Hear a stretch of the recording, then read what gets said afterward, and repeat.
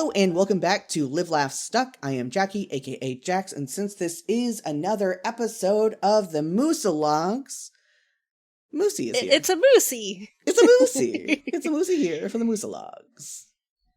That almost sounds like fuselage. Fuselage? What's that? I think it's like a part of an airplane. Cool. I believe you. I don't even know how to spell it. Yeah. So this time we read Meat Epilogue 2, the second Meat Epilogue, which is chapters 9 through 13. So it's a pretty short one. Yeah. Of course, every chapter is like a completely different length. Yeah, but like all of them for this one were still pretty short, I think, right?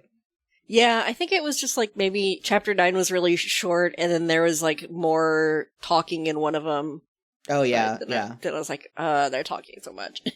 Yeah. But yeah, so let's get through this and see what all happens. We left John last time about to witness the masterpiece, and I was like, dang, I'm probably going to have to get Dami for the next one. But no, you don't, because it's masterpiece time, and they're like, I don't know, maybe it happens like it happened in the masterpiece, or maybe it didn't. And John doesn't know what to expect, so John can't tell you if it's going down like the masterpiece or not. And the masterpiece is probably exaggerated, but there's literally no way to know, because we're not going to tell you. Which is just wild. It's a wild choice to make. Because that's why like the epilogues, I mean, like Homestuck in general, but the epilogues are definitely like a thing of like sticking it to the fans, of being like reader hostile, right? Like, yeah. That is the point of so much of the epilogues, if not like the entire thing, really. Yeah, I mean, thinking so far of like, oh, we're just following a political campaign? Wow, this is really satisfying. Yeah, and then it's just like everyone's excited to see the masterpiece actually happen, and we don't get to. And John's glasses break, which it keeps getting brought up, so I guess it's relevant. I guess like it wouldn't happen in a story if it wasn't going to be relevant. Yeah, I guess. We'll see. I don't know. But yeah, so basically we don't see anything except for the beta kids getting sucked into the house. Mm-hmm. So we go to chapter 10, which is Jane's perspective for the first time. Yeah. She's totally not racist, you guys. She's totally not a eugenicist. She's totally not racist. Don't worry about it. Everything that she thinks that is like bad, that says bad things about her, is actually her being like just logical. And it's not a race thing. It's not a xenophobic thing. It's fine. Yeah. I didn't write down any specific quotes, but I think she mentioned something like, oh, what if she's the daytime president and Carquette's the nighttime president? I'm like, man, that would be wild. That would be so good. 24/7 president. I am so sad that she rejected the idea immediately. Like, no, there can only be one president. Like, this is a new world, baby. Do what you want. Have a day and nighttime president. It would be funny if in our current world we had, like, the runner-up. So, like, if Harris were the nighttime president and Trump were the daytime president, and then it's just, like, a complete stalemate. That'd be so funny. This is why, like, I think that would work better in, like, party system, like, things that aren't two-party systems, like 3 or more party systems. Mm-hmm. So, like, you know, there could just be, like, a wild card thrown in there that gets the nighttime presidency. Your vice president is the nighttime president. Yeah, or something. That'd be so fucked up for old people, though. Like, old people need more sleep at night, and like so many of the presidents are old people. It specifically has to be like neurodivergent people with delayed circadian rhythms. Yeah, absolutely. It's like you have to be like, oh my god, there would just be like strategies to like knowing you're gonna lose, but you try to like pump yourself up as someone who can stay awake at night, like can be a good like nighttime guy. So even though like the other candidate is so much stronger, you just like have your whole campaign around the fact that you can stay up late. Your campaign is just throwing late night raves. Yeah. Like I think that would also work better with like ranked choice voting, so you could vote like the top and the second, so you could basically but then that turns into just voting for each one instead of just like whatever. I broke the system, I guess. We'd have to come up with one of them is the winner take all voting, one of them is ranked choice voting for daytime nighttime. Yeah.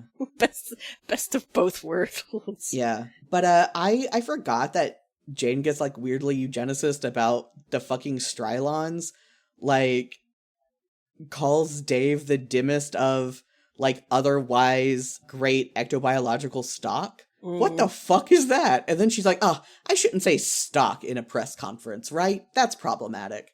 And I'm like, I don't think that's the problematic part of the thing you said. Like, it kind of like emphasizes it, but like the whole thing sucks.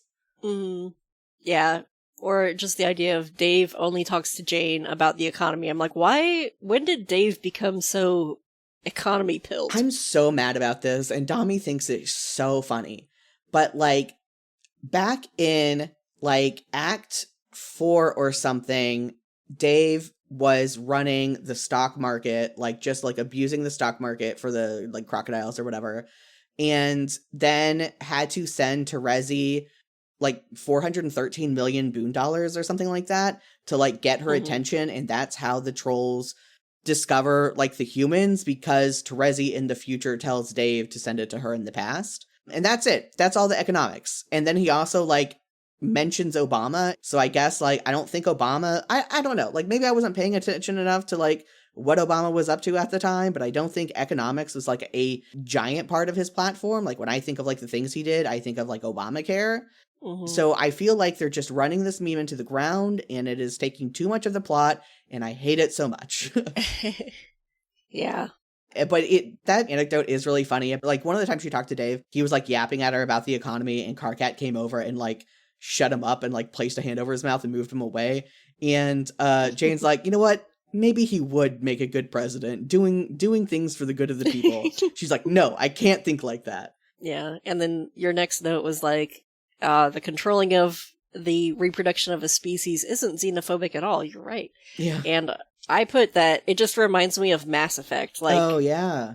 That race where they genetically engineered them so they couldn't reproduce because they were dangerous type of thing. Yeah, I know exactly. The Krogans. I forgot Krogans. the name. Yeah. Yeah. Like, that's a whole thing. And then it leads to one of the saddest moments in the game. I never finished Mass Effect 2. I only played 1. Oh, yeah. Mass Effect 2 is considered to be, like, I think the fan favorite. It's considered to be the best. I really like it. And then Jane calls Jake for a booty call.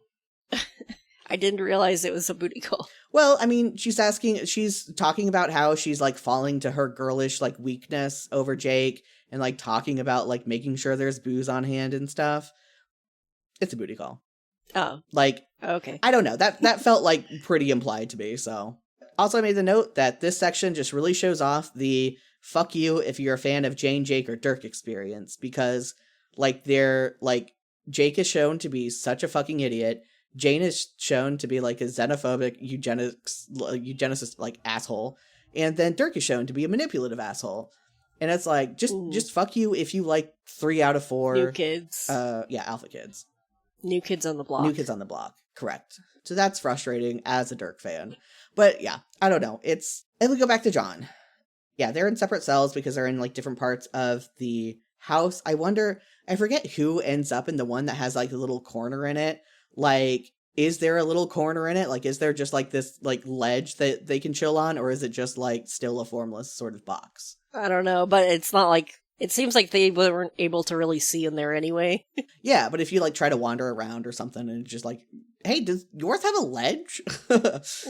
But it's so weird because it says that this is a prison outside of space and time because like Dave can't feel time and Jade can't feel space. They're just like wrong and absent, but they can still hear what's going on outside. They can still hear the masterpiece happening, and John tries to imagine it and he comes up with stuff that like are things that actually happened in the masterpiece, then like dismisses them as ridiculous, of course, because that's the joke. So it's just like, again, taunting you that you still can't see the masterpiece. You can only see what John is imagining happening. And it's so weird that they can hear what's going on out there if they are removed from space and time. Like that's weird. Sound waves just travel through every medium. Yeah. Yeah, I guess. It's, I don't know, like, it feels like it was only made that way so they could then tease that, hey, look, you still can't see the masterpiece happen. Like, there's no other reason for that. And, yeah, this is John basically, like, realizing he's into Terezi, kind of, or, like, the thought is, like, starting to bubble to the surface. Mm-hmm. And he realizes he's depressed, and then he tells them. Like, imagine you and two of your friends are 16, and one of your friends comes from the future. One of your friends is now 23 years old, come from the future, set you up on this quest to do all this shit.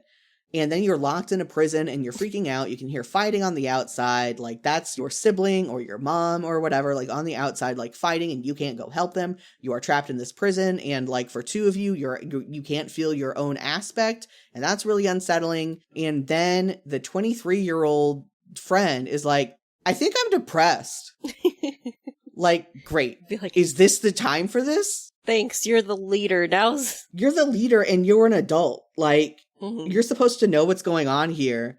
And now you're just like, man, this sucks. I think I have depression, actually. Yeah. I mean, I don't think he's used to being the adult in the room. No. At all. Like, it's so funny, though, because, like, he did end up making, like, a lot of decisions, but a lot of it was he was being told what to do. He's not used to analyzing himself. Mm-hmm. But yeah, I think, and this, like, and Meat is kind of prompting him to do it more, or I don't know. Maybe just like being locked maybe being in this specific situation just gives him a lot of time to self-reflect. But mm-hmm. I don't know. It is funny. I did find it really funny that he just shouts, I think I'm depressed. The only thing I put for this chapter besides what happened was just like, oh man, inner monologues are so boring. Jane's monologues are boring. And then John's monologues. Yeah, you did leave it off at Jane's monologues are boring, and then like didn't mention John at all. Yeah, so it's just like I just saw that, but I was probably like, I just listened to Jane ramble about whatever the hell. yeah. This is definitely like a weird, like especially for Homestuck, this is definitely a weird medium to be in. I mean, there's like some internal monologue technically, but it's definitely more from the narrator's perspective than it is supposed to be from the characters. I don't know. I might be making shit up. Mm. It's definitely weird, and there's definitely a lot of it. And it gets better in Chapter 12. Everything gets better in Chapter 12. Yeah, though I do think it's funny. You're like, God damn, there's a lot of talking. God damn, there's a lot of boring inner monologue. It's like, you have to have one. Yeah. I get it. Well, though. It's just the way they all talk. Yeah. No, I it's not like reading the Hunger Games and it's Katniss Everdeen's inner monologue of analyzing the situation. It's like these asinine random people. Yeah, no, you're so right. Like, I'm just teasing. It's just funny. Yeah. And now we have Dave, Jade, and Karkat. I'll be honest, I skimmed through the Economy Dave, the red text of Economy Dave. I skimmed through most of it. I just wrote, I already hated listening to Dave ramble in Homestuck proper. Now I have to read him rambling about economics of a fake world? Yeah, like, I think I meant to go back and read it some more, but like I'm so mad about how obsessed, how like seemingly plot relevant Dave's obsession with the economy is, even though he's also called it a post-scarcity society. Mm-hmm. I don't know. And I think chapter 12 is one of the chapters that feels the most like they wrote this out of order, like not in like, obviously like someone didn't write chapter 11 and then go on to write chapter 12, because the beginning of chapter 12 calls back to chapter 10, which is still like, obviously I picked up on it and it's still good, but the flow doesn't feel as good to me, in my opinion. Yeah. But yeah, long silence. Yeah, because like up next is like the issue with Jade in this. The issue with Jade. We get away from Economy Dave to horny Jade. Yeah, like saying, like I wrote, says lines a 14-year-old boy would say, because she said, like they're talking about is like Karkat says something about yapping your mouth, and Jade's like, there are much better things we could all be doing with our mouths. No, Jade, you're not 14. What? Like, what? What the fuck? Like, what the fuck is this whole section? What the fuck is Jade's character in this? Here, let me read my notes as they go. Yeah. So, Jade says that. I wrote, what? Yeah. And I put, side part, she says, which she easily could have just invented to own them both. And I was like, the word own? What year is it? Then Jane is horny because of dog hormones? Yeah. And then this conversation is really dumb. And then I feel like Jade is sexually harassing Dave and Karkat. Yeah. Oh, but I like that the trolls had their own Tony Hawk, apparently. Yeah, I think it's funny that, like, troll celebrities are, like, there are all the exact same celebrities. They're just, like, troll Tony Hawk or troll Will Smith. Mm. But yeah, it is great. Yeah, okay, so after, like, that, like, they try to get back on track, but there's something about, like, yeah, you explained it, and it was boring, because we know all of the things you said already, so, like, why'd you explain it? Because we know all that. And I'm like, okay, cool, you are acknowledging the exposition dump, you are acknowledging that it's boring, you are acknowledging that is not for the other characters in the scene, you are acknowledging that is only for the reader. This sucks, you've done it twice, it's not fun, it's not funny, write better. This is not... Yeah. This should have been a to-do, rewrite this section. Like, once you could get away with as, like, a meta commentary on exposition dumps, twice is you being lazy. Yeah. Yeah, I also wrote Jade is dog horny, Omegaverse fans go wild. Like, they were already doing dog horny Jade over in a Megaverse world. Because it's a Megaverse, what else do you expect? And then I wrote, after 7 years, I am finally going to ask if we're dating, because now is the time the plot is happening. And I hate it so much. Like, this weird triad that they're in would make so much more sense if this... I know, I'm gonna say this every fucking episode. So many things, and right now, this thing in particular, this weird relationship between them, would make much more sense if this was 2 or 3 years after Homestuck happened. If they were only like this for 2 or 3 years, instead of for 7 years. Like, it's not like Jade said, yeah, in the past couple of years you've been letting me stay over. It's been like, I'm pretty sure she said 7 years. Like, it's fucking wild.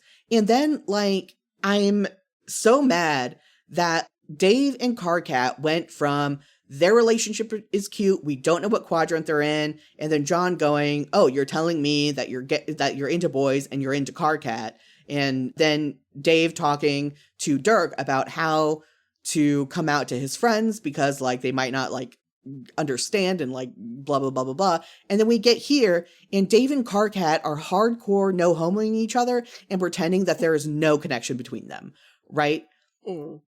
Again, 7 years after the fact, this is still, like, they just, like, put pause on their relationship, like, halfway through the meteor, and then now they're starting back up again. Yeah. Of, like, how... 7 years is such a long time. It's such a long time to be in this stalemate. It's so fucking wild. It's like, this is the story they wanted to tell, but they couldn't justify it with the time, and so they didn't. They didn't justify it. They just said, oh my god, sorry, I'm just so mad about this. Like, the Dave Cat retcon that has happened here is one of the most frustrating things about the epilogues to me. Like, they didn't have to be, like, 100% dating, but they could not be no-homoing each other. Because it was left ambiguous of whether they were, like, like Jade says, like, morales, right? But, like, they were clearly something. Yeah. And, like, and even if, like, that something remained kind of rocky. Yeah, they could have been, like, an on-it-again, off-again type of thing. Right. Would have been more realistic. Right, or, like, they had some, like, issues because they were quadrant flipping, because Carcat's still having a hard time, like, coming to terms with the fact that he has a hard time actually, like, doing the quadrants like he's supposed to from alterning in society. And, like, he could have a hard time, like, because he talked about it in Homestuck, how he has, like, weird, like, mixed feelings, and how, like, he didn't work out with Terezi because he was showing mixed feelings, and he just feels like... Sorry, I'm having a hard time here because there's a very good fic someone wrote for me that has Carcat talking about, like, being bad with quadrants, and I'm trying not to pull that in my head as canon information. It's such a very good explanation of Carcat, and is kind of like my canon Carcat. But in the comic, he does talk about having a hard time, like, with quadrants, and Dave or John's like, oh, but you're, like, the king of quadrants, you're great at this stuff. And he's like, and it's just one of those, is like, being great at explaining it isn't great at, like, no, that's another fucking thing from that fic. Holy shit. Sometimes someone writes a good enough fic that it just rewrites your memory of canon, even though I literally just read canon. He does say that he had mixed signals to Terezi, and I cannot comment with accuracy on what other shit he said about quadrants. But he does say some other shit about quadrants, I just can't say what. Point being, it would make sense if Carcat still had his weird shit with quadrants. And so that's why his relationship with Dave couldn't be like any one official thing, because he doesn't understand how he can feel like Morales and feel like Kismesis and feel like all this other like mixed together stuff. Mm-hmm. But no homing each other for 7 years while Jade sexually harasses both of them, but they're still not dating, but everyone kind of assumes they are, is fucking weird. Mm-hmm. It's also weird that they reference like real people and Jade thinks they're fake. Like Jade thinks Obama is fake and Nick Cage is fake, and I forget what like the other people reference. And like that's dumb. She knew about Nick Cage at least, right? She had to have, because she was on the fucking like, maybe I'm wrong. Maybe she didn't reference Nick Cage. Maybe like it was someone else and I just had Nick Cage in my head. But like she wasn't like Dave points out that she was on the internet. She did fun stuff on the internet, and she tried to be like, oh, it's too busy learning like biochemistry or whatever. Like, no, you were a furry. You guys were online all the time talking to each other. You were a 13-year-old furry. You were not just online learning science. Like, you had other cultural experiences. There's no way that like they didn't talk your ear off about like real celebrities from real movies and could like, have you seen this movie that has like whoever in it? Like, there's no way that she actually thought those were fictional people. That is the wildest thing, to have Jade not know that Obama was a real person. That's not a funny joke. That makes her seem like an idiot. Mm. Like not knowing his policies and stuff because it didn't have fuck all to do with her and she was 13. That makes sense. But like, again, 7 years of apparently Dave talking about Obama and economics nonstop, and she still thinks he's fake. Yeah, that's what I was just thinking about. Like, yeah, Dave's been talking about Obama for 7 years. Yeah. Like, again, there's so many things wrong with it. Oh, I did want to note that Jade and Dave are noted at using their powers for tiny petty reasons. Mm. I can't remember if that's because we brought it up earlier about we don't know if they use their powers. Or, I think they were like fighting over some object in this chapter. Yeah, in this it was the tablet they were fighting over, but then like it's noted, I forget from whose perspective, maybe from Carcat's, that like this is not a new thing for them, that they do stuff like this a lot. Mm-hmm. But like I said, I can't remember if I think we talked about in like the first one or the last one, like whether or not they use their powers, and apparently like these two use it pretty frequently for dumb shit. Mm. Jade names their ship Fully Automated Luxury Polyamorous Spacetime Communism. As someone who rated over 400 ship names, it's a bad one. I'm giving it an F. Yeah. And I said, do better, Jade. You've had so long to think about this. She has been plotting this relationship for 7 years. Also, that meme is, I don't even know what year that's from, but that also feels years and years old at this point. Wait, what meme? Oh, just like people on Twitter would react to something and be like, this is not the fully automated polyamorous communism I wanted or whatever. Fully automated luxury gay space communism. It began appearing in works of science fiction and academic theory, the post-scarcity economy. And then in 2014... someone uploaded a fully automated luxury communism to YouTube video. Yeah, this came out in 2019. So that plus like the word owned just makes it feel like, wow, you haven't been keeping up with the memes, huh? Yeah, I don't know. Was owned still popular in 2019? I don't think so. Yeah. I feel like that was early 2010s. Yeah. I feel like that's how we were talking when I started my career. Yeah, that's fair. I have a hard time remembering distinctions like that. But yeah, I guess I haven't heard that in a while. Anyway, my last note is possibly my least favorite chapter so far. It's bad. It's a bad chapter. I hate so much about it. Everyone sucks. Chapter 13, which you have parentheses mean Vriska and John. So funny. Just to keep track of which Vriska this is. Yeah. I have a lot fewer notes than you do. No, for sure.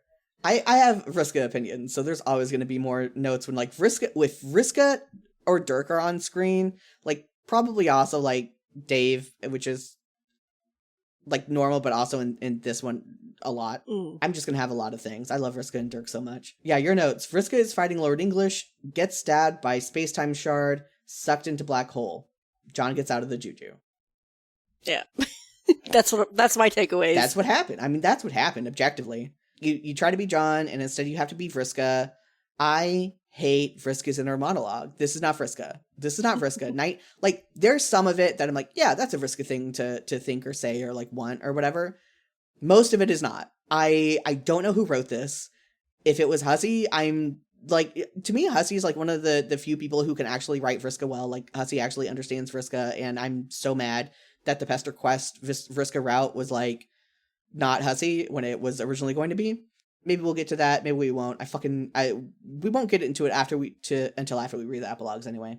So, like, my copium is this had to be written by someone else. I know, like, everything was obscure just so people couldn't pick out, well, this was written by Hussey, so this part's canon and everything else isn't. But I refuse to believe this part was written by Hussey. I do not give them many writing kudos, but, like, they do write Vriska well. But it's also possible that the inner monologue thing is throwing them off. The thing about Vriska is she buys into her own bullshit. She does not necessarily consider herself a mean, God, I don't even know what words, because, like, I'm having trouble with this because so much of it is vibes and not, like, specific quotes. But, like, she is so, like, can't actually, like, be hurt. Like, she's not actually in pain. That feels like a weird thing that she would, like, obsess over. Like, she's not in pain, because, like, of course she's not. This isn't, like, a big deal. And, like, she can't fail. And then her, like, thoughts about Tavros are just so weird. Like, she does consider him, like, pathetic and everything, but, like, something about the way she's thinking about him in this point is just weird. Tavros, like, I could get him to be simpering a bit, but also she isn't the one in power at this point in the narrative. Like, I mean, sure, she had, like, the chest and everything, but she had to watch as Tavros did a victory dance because he got the army together and then handed control of the army to Mina. Vriska, I don't know, like, it's just so weird. And then, like, the big thing that really solidified that this is a bad Vriska writing is that she's thinking about, like, how terrible Lord English's outfit is, and if someone had, like, drawn this for their Flarp character, she would beat the shit out of them. And then she says something, how she had given Terezi shit for adding a dragon head on her cane, and how, like, it led to Terezi not talking to her for a week. And Vriska says something like, you would never apologize to her, obviously, but at least Terezi knew how to cut a silhouette. Yeah. And, like, Vriska would not say to herself that she would obviously never apologize to someone. Vriska does not hand out apologies frequently. She hands out sincere apologies even less frequently, if ever. But, like, that's not something she necessarily, like, thinks about herself. Like, whenever Aradia beat the shit out of her, her thought wasn't like, fuck Aradia. It was like, yeah, we're even now. Like, yeah, you know, I killed you, and you killed me, and you, like, killed me, and, you know, I went God's here from it, so it was all good. But, like, her thought process is not like there is something inherent about her that obviously she would not apologize to someone. And I feel like an insane person trying to describe this. Yeah. It's like maybe her commenting on how other people would see her from the outside rather than how she feels about it from the inside. Whether it's she de facto wouldn't apologize, which would be what the outside observer would be seeing. Like, in her own mind, she would have her own mental math around that. Yeah. But that's the thing, right? Is she would have her mental math around whether she apologizes or not, but she wouldn't, like, consider it obviously not. But, like, in her own head, she's thinking that. And I think, like, yeah, even considering her as, like, other people thinks that she wouldn't apologize, like, people who do know her better, I don't know. I'm projecting a lot onto this that maybe me, like, the fucking guy with the corkboard and the strings. But, like, again, she can apologize to further manipulate people or try to get them to move on from a thing that she did wrong. Yeah, I don't know. So this was my main thing with this chapter, is how much I fucking hated how Vriska was written. And I'm like, is this a character? Is this what Meat is? A group of caricatures?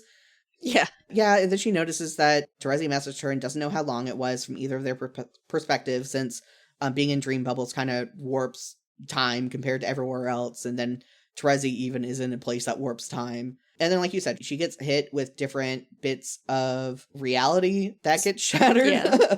Oh, it's a pun. I see. Oh, yeah. Reality is shattered. It's glass. Yeah. You can get stabbed with it. Yeah, well, first she gets hit in the head with it, and she's like, I'm not crying, I'm laughing, and tells, like, Tavros to go find Mina. And then she gets sucked into a black hole. And here's where I think that it's really good, because, like, she's so obsessed with trying to see what's happening, and it's so frustrating to her that she can't see, and then she gets sucked out of relevancy of the story, which is, like, her worst fear, because she and Dirk are two sides of the same coin. I love them both. Just not whatever Vriska was in this chapter. Yeah. Anyway, yeah, and that's it. That's chapters 9 through 13. I don't like being a hater all the time. I mean, I know it sounds like I do, because that's what I do a lot. I feel like I just, like, rant about things I don't like. But I don't know. Like, unfortunately, that's the epilogue's experience. Maybe if when I find things I do like, because there will be things I do like, I'll talk about those. But I don't know. Yeah. So the cliffhanger here is just, Vriska got taken out, I guess. Yeah. And John also got taken out, but literally just out of the juju. Yeah, so hopefully we will see the fight next time, and not just like, well, I mean, stuff happened. Maybe we'll talk about it at some point. Like, things happen. We'll get to it sooner or later. I don't know. Yeah, no, sorry. Should we read Candy? I'm just joking about, like, how they didn't narrate the fucking masterpiece at all. Yeah, I mean, it's up to you if you want to switch back to Candy or if you want to stick with Meat. I'd be interested in seeing what Candy does this time, because I was interested in Dirk being like, oh shit. Yeah, of Dirk, like, canceling, because, like, that was the cliffhanger there, of Dirk, like, blocking Jake and canceling everything with Jane, and, yeah. Because last time Candy was really short, and this time Candy's really long, so... Yeah, so that's what I'll plan on doing. Okay, yeah, we'll read Candy for next time. So, that is the Candy Epilogue 2 is what we'll be reading. And I honestly forget, like, I know some stuff that's going to happen, obviously, but I forget the exact timeline for things happening, because I'm like, I'm pretty sure this has to happen there, but I can't remember when that happens. Yeah, I don't know what's going to happen at all. No, yeah, for sure. What did you think about this section so far? Obviously, I had some pretty negative opinions of the majority of it. Well, like I said before, it felt like the setup to Meat was going to be John goes on an adventure and not we get a political campaign. Yeah, we do get a political campaign. And then, I don't know, from the cliffhanger, just so far, Candy feels more, like, mysterious, like, oh, what's going to go on here? So, I don't know. I did not really enjoy this part of the Meat. Yeah, it's funny. I remember so much less about Meat than about Candy. We'll see. We'll see what else happens in Meat that I'm like, oh shit, that did happen. You're so right. Mm-hmm. Yeah. Well, cool. This was a nice chill one. Okay, so that was Meat Epilogue 2, and we'll be doing I almost said Meat Epilogue 3. No, we'll be doing Candy Epilogue 2. And we'll see you in another month. Goodbye. Yay. Thank you to Dami for composing the theme song and editing the episode. You can find more of her work at soundcloud.com/DominoThief. Shout out to our Fakest Fan tier supporters, Danny the Spoonlord and Tezrak. You can become a supporter and receive early episodes and bonus content for as little as $1 a month over at ko-fi.com/jaxyaks, or simply give a one-time tip. For information on and links to my other projects, head over to jaxyaks.com. Thanks again for listening.